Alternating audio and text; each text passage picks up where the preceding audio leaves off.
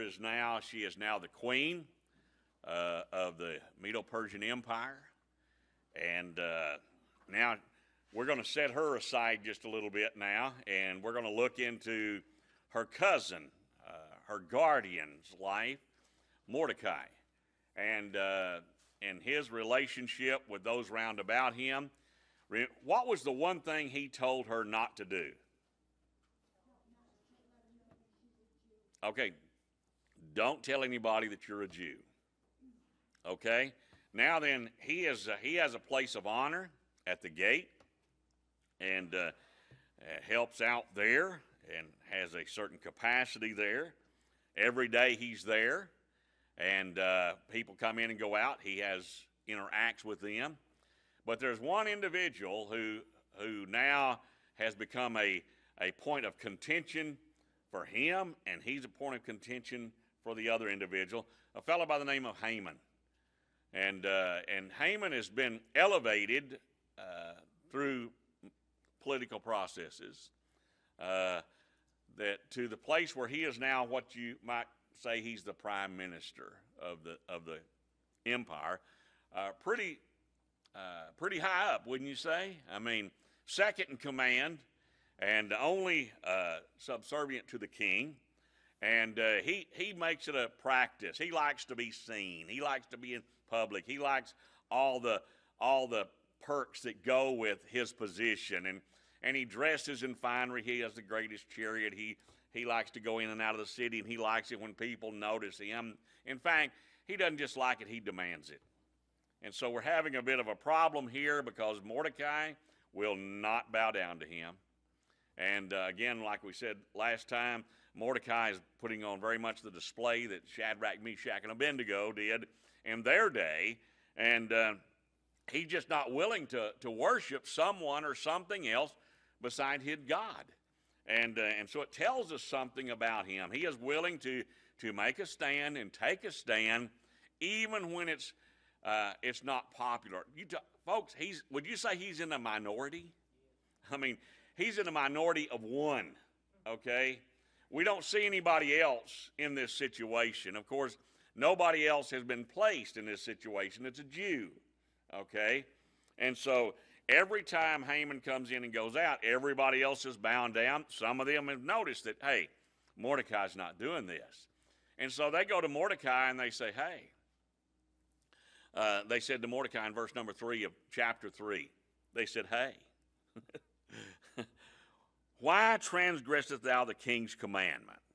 You know, why are you doing this? Because the king has already commanded everyone in the nation that Haman is the dude, okay? He's the man, and you are to honor him. Now, it came to pass in verse number 4 when they spoke to him daily. I mean, they were wearing him down, and he would not listen to them. He continued on, that they told Haman to whether Mordecai's matters would stand, for he had told them that he was a Jew, okay? Now, if you look at another translation, it says this: they finally wore him down, and he explained to them, look, I am a Jew, and I am not going to, my God says I will have no other gods before him. I'll not be worshiping any other gods, and so I'm going to hold true to my faith and my trust in Almighty Yahweh.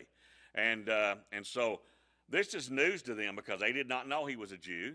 Now, the Jews had lived amongst them for many, many years now, and yet the Jews were always kind of looked down on. You know, and even in the last, within the last 150, 200 years, Jews still have that stigma about them in many areas. Of course, we know what happened in the 30s and 40s in Germany and Czechoslovakia and Hungary and all these, Austria, these nations and Europe, how that they were thrown into prison camps, and they were slain, and they were executed in fashions. They were used for ungodly experiments. They were looked at being less than human almost. You know, it's kind of like we've looked at different.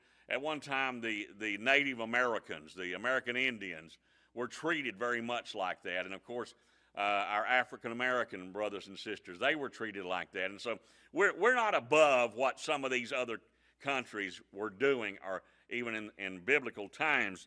And so they went to Haman and said, hey, here's your problem. This dude's a Jew, okay? And he's not gonna bow down to you. And so when Haman saw that Mordecai did not bow down, nor did he give him reverence, then Haman was he was angry, full of wrath, and he made plans to lay hands on Mordecai by himself. And he goes, wait a minute, no. I mean, to kill one Jew's one thing, but why not just annihilate this whole group? Because they're a subset of civilization. We don't need them here.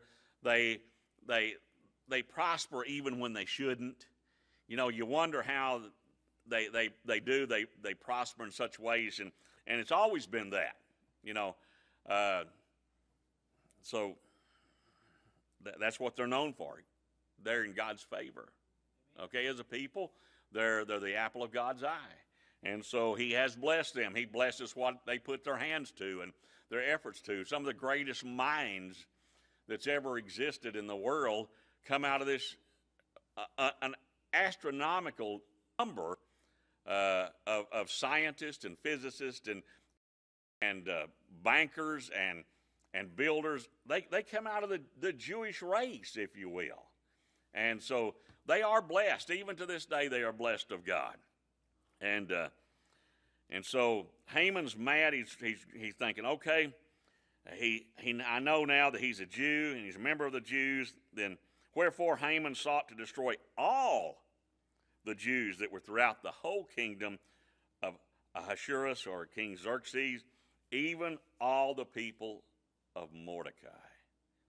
And so,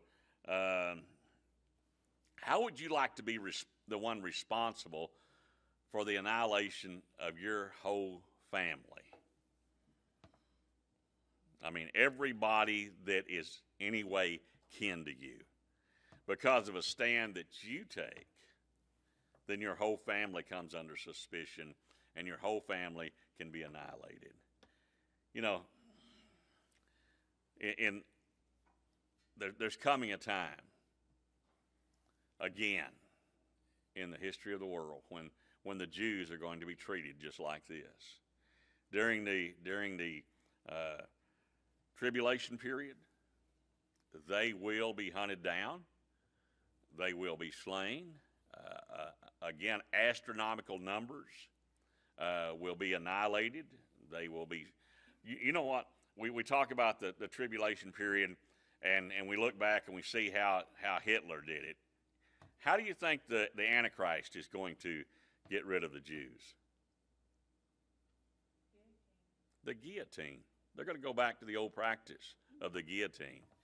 You know, I was reading a little article on the Apostle Paul. When he came to that place where he knew that his death sentence was going to be carried out, he knew this. He knew that he was not going to suffer like Christ suffered. He was a Roman citizen, and therefore they used, if you will, a more humane execution style on their citizens. And of course, the way they did it, they had the guy who took the big sword or the big axe and chopped their heads off. That was not considered cruel and unusual punishment, because it was quick, and it was virtually, I guess, nobody ever came back to say, "Hey, that hurt." Okay, but anyway, it was considered an appropriate form of death for criminals within the Roman Empire. And so here, we're not going to chop their heads off. We're not going to crucify them. We got another plan in mind, and we're going to get to that. Of course, we know that he desires to put them all up on the scaffolding and execute them by hanging them. I don't know how many Jews were in the entire nation, but that's what we're looking at. It's the entire, but, you know, more than anything else, he wants that one little Jew gone. And so he starts making plans. And so Haman went into the king. And, okay, let's back up to verse number 7. It says, in the first month, that is the month of Nisan, in the 12th year of King Ahasuerus, they cast pur, that is the lot, before Haman from day to day, and from month to month, to the 12th month, that is the month of Adar. Now, this is the 12th year. What year did Esther become queen?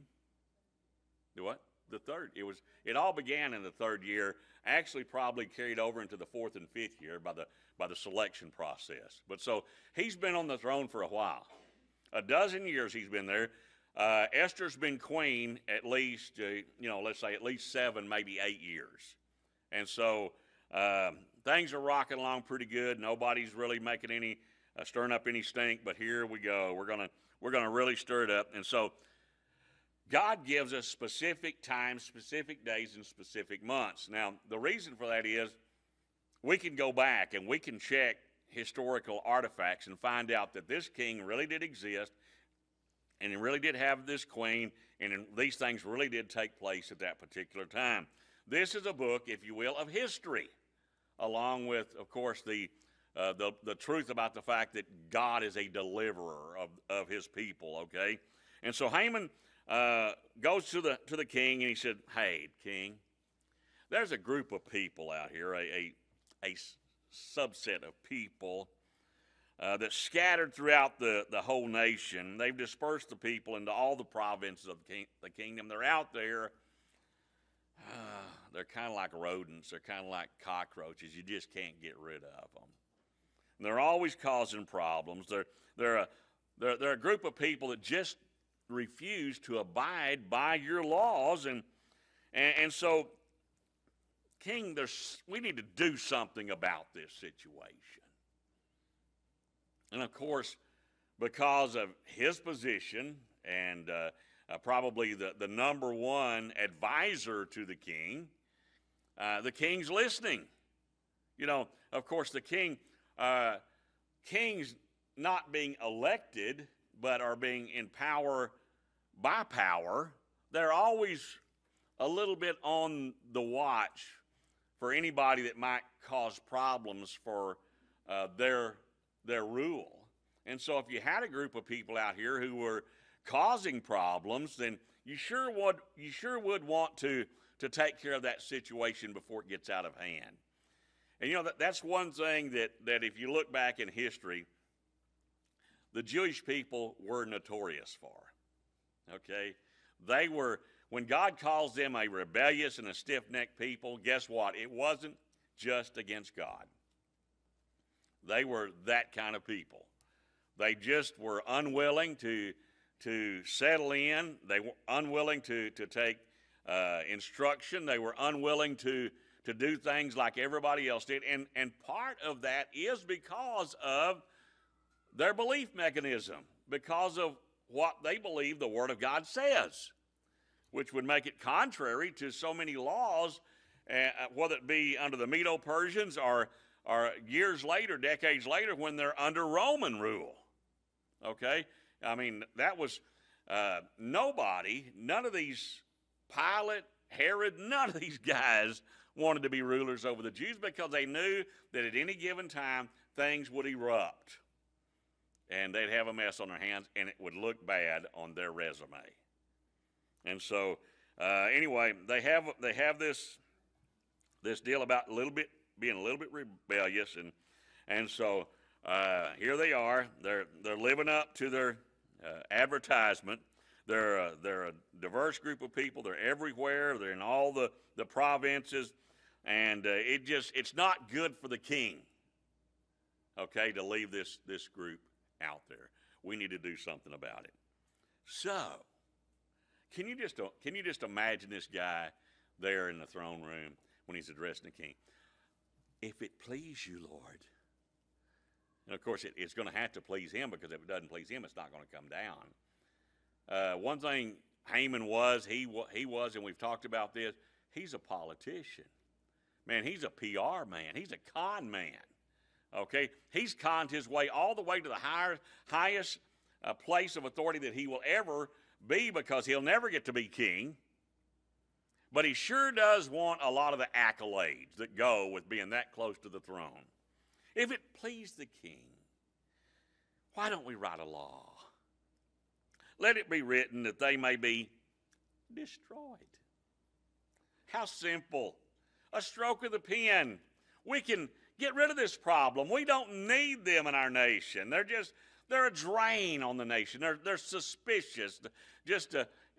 We're all suspicious of them because just the way they are.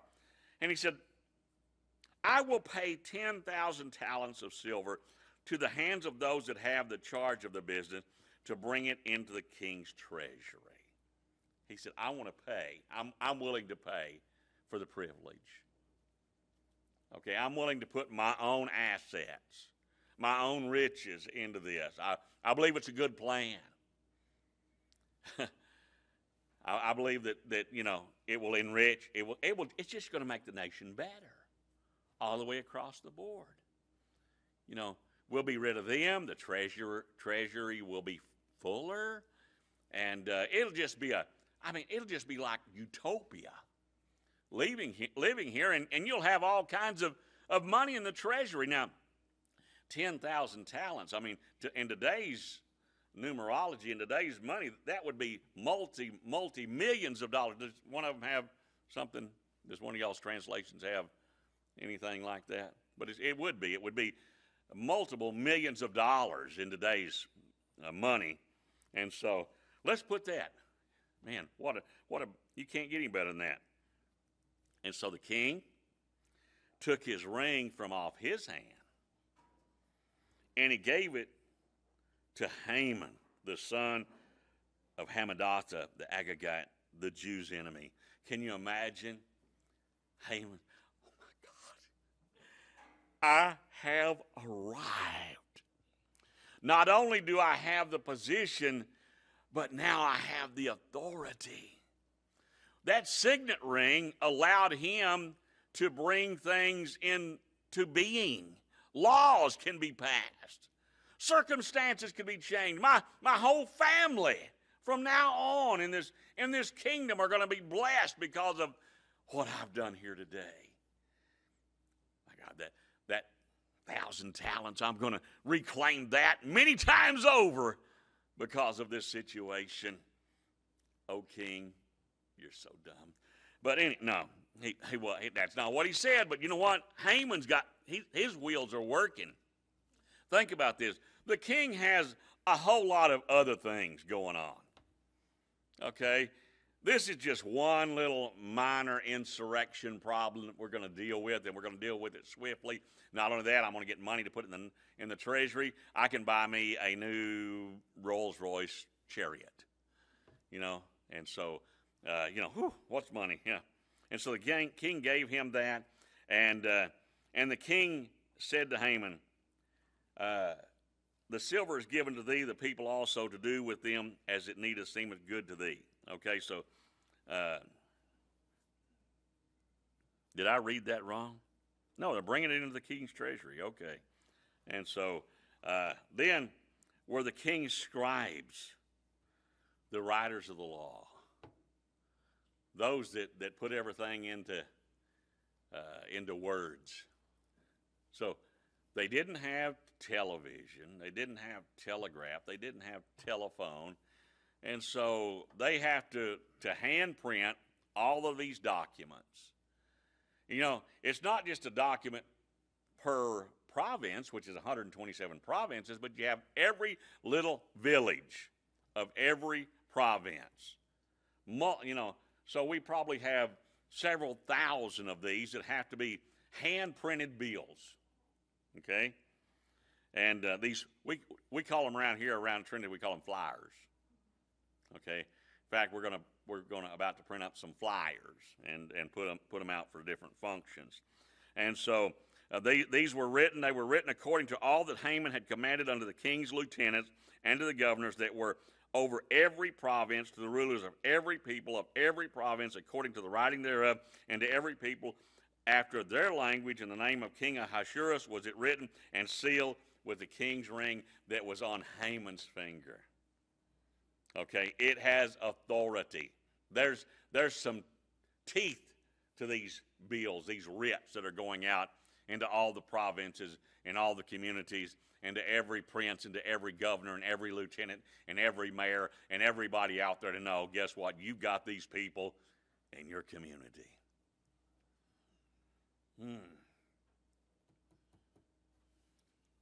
I just want to throw this in there again. Not only, we talked about the Jews during the tribulation period. What about those saints that become saints during the tribulation period?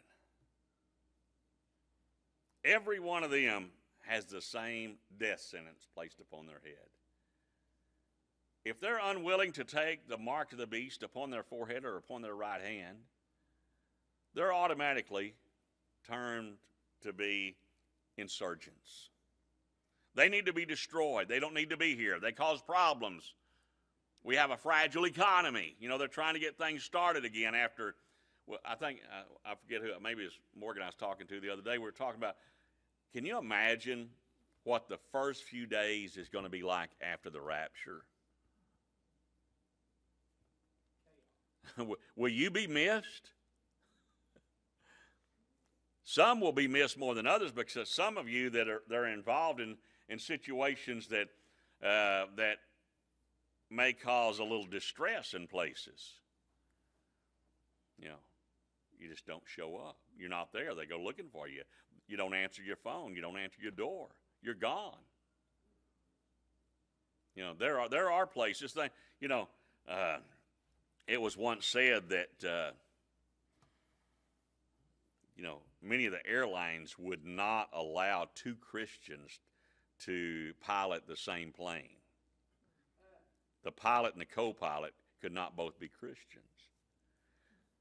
At one time, they used to really believe that if the rapture took place, this thing's going to be chaotic. Can you imagine being a non-believer flying one of those airplanes when the rapture takes place, and all of a sudden, yeah, the plane's on automatic pilot until it's not. And you go up there looking for the pilots, and they're gone. Some of the people, some of the passengers, they disappeared. Can you imagine the chaos? But you know what? Those that become believers during that time, they too will be hunted down. And they will be slain. They will be executed. And so here we have a group of people who, how would you like to have been a Jew? No matter what dialect you were speaking, you weren't speaking Jewish. There is a Hebrew language, but many of them, of course, they just like in the days of Jesus, not only was there the Greek language, but there was Aramaic, which was probably the language that was spoken by most of the disciples. And so you have these different languages, all those that came together, you know, on the day of Pentecost, that miraculous event. You know, but all these flyers, all these announcements, these writs are going out into these communities and these little villages, and they're being posted in a place where everybody can see them. How would you like to be one of those Jews? You go, what's the excitement? And you go up there and you begin to read it, and you realize, you know what? I'm under a death writ. I have a death sentence. And not only that, here's the thing. They know exactly on what day it's going to happen. You talk about, you know, what would you do if you knew? What would you do if you knew what day the Lord was calling you home? How would you react to that? How would you handle every waking hour? Or would you even worry about sleeping if you knew you only had so many days, so many weeks, so many hours? Because that's the situation here. I mean, there is an appointed time for the execution of this writ. And every Jew knows it. Where do you run to? I mean, This nation covers a vast area. You can't get away in time. You can't run far enough to get out from outside the power of this writ. All of it was written, all of it was sent out, sealed by the king's seal, and the letters were sent by post. They had a postal service. They had messengers that carried these, and especially to be something from, if you will, the king's hand. And so they were all sent out to destroy, to kill, to cause to perish all Jews, both young and old, little children and women, in one day, even upon the 13th day of the 12th month, which is the month of Adar, and to take the spoil of them for a prey. Not only do you get to kill them, but you get everything that they own. You don't leave any of them. Not one woman, not one wife, not one daughter, not one child, not one infant. Every one of them is going to be destroyed. Up until this time, they had lived in these towns and these villages together. More than likely in a peaceful environment. And now, because of the hatred of one person who has the power, you know, if you do watch the news and you pay attention to what's going on around the world, there are those individuals in the world today that have that kind of power, and they're carrying out this kind of genocide. There's countries who claim to be allies with our nation who are executing Christians just because they're Christians.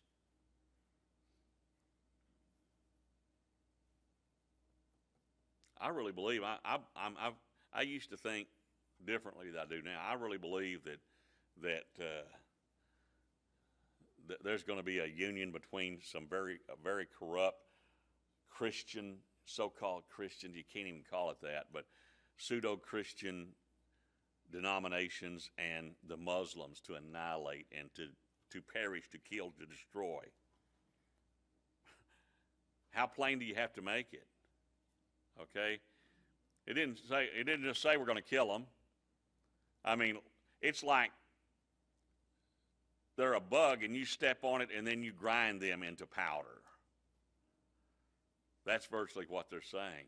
To the fact that they won't even exist anymore. Isn't that is what Hitler tried to do, and he worked it very well.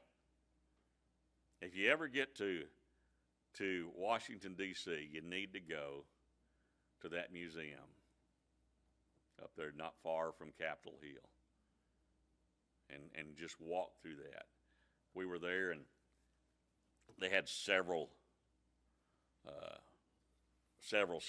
different classes, you know, college students, high school students, and they were bringing them, and they were outside, you know, in line, and they were laughing, they were giggling, and they were poking fun at one another, and as they began to enter, and it would take several hours to walk through this museum. It really does.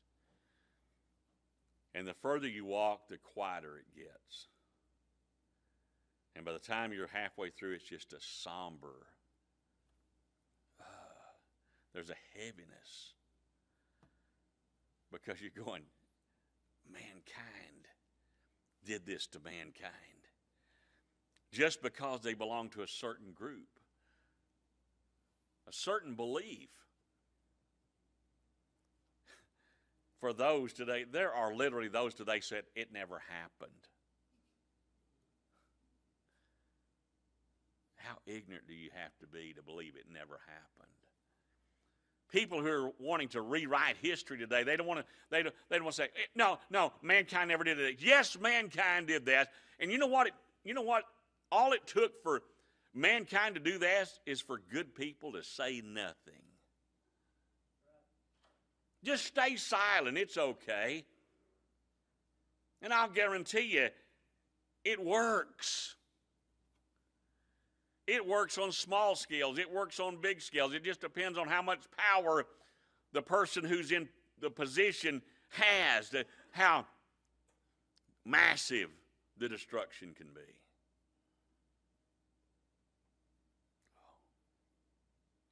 I guarantee you, when you walk through there and you see piles of shoes, you see the clothing, you see parts of the ovens where they would send them. You would see the pictures of them where it was being documented, of these. Didn't make any difference what age they were. The old and the young were the first. They were destroyed. Killed, destroyed, perish. Can that happen in our lifetime? At the drop of a hat. I'll guarantee you, the minute that this world's conscience is gone, and that's you and that's me. But you know what? I'll be honest with you. There will be some chaos because we're gone. But there's going to be some celebrating because we're gone. Because there's people that just don't want to hear about your God. They're tired of hearing about your God. They don't believe in your God. They have no desire. They get tired of listening to you. And folks, they're out there to the tune of about half our nation right now. They don't believe in God. So they're going to rejoice. Half the population of this nation's not going. I can assure you that. Do what? It's not going? Oh yeah, I think we're going to, yeah, I think probably 10 to 15% of this nation's population will be caught up in the rapture, or less. That leaves 85% or more to stay behind. So guess what? They will forget us rapidly. You know why? I know that because the Word of God says God will send a delusion to them where they would believe a lie rather than the truth. It will be explained away. Did you know there's more people out there right now that believe in aliens? And I'm not talking about the ones that cross the Mexican border. I'm talking about the ones that come down, little spaceships. They believe in that more than they believe in the rapture. They believe that zombies are real. Folks, we have a whole generation coming up behind us that's believing that nonsense. I don't know what the explanation is going to be. There was just some ingredient in our bodies that caused us to, we're gone. There sure is a special ingredient called the Holy Spirit. That's the ingredient that we possess that's going to be that one that makes a decision, do you go or do you stay? The copy of the writing of this commandment was given to every province. It was published to all the people that they should be ready against that day.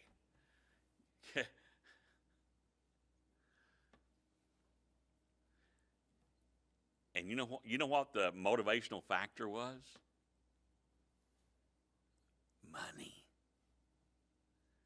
Money. We're going to get everything that they have, and all it's going to cost us is we just have to kill our neighbor. Sick, isn't it? All we have to do. You know the Broombahs that live across the street? On the 13th day, we're going over there and we're wiping them out. But Daddy, I play with little Sally. Not anymore, you won't. You stay away from them. They're troublemakers. They're bad people. The post went out. The writ went out.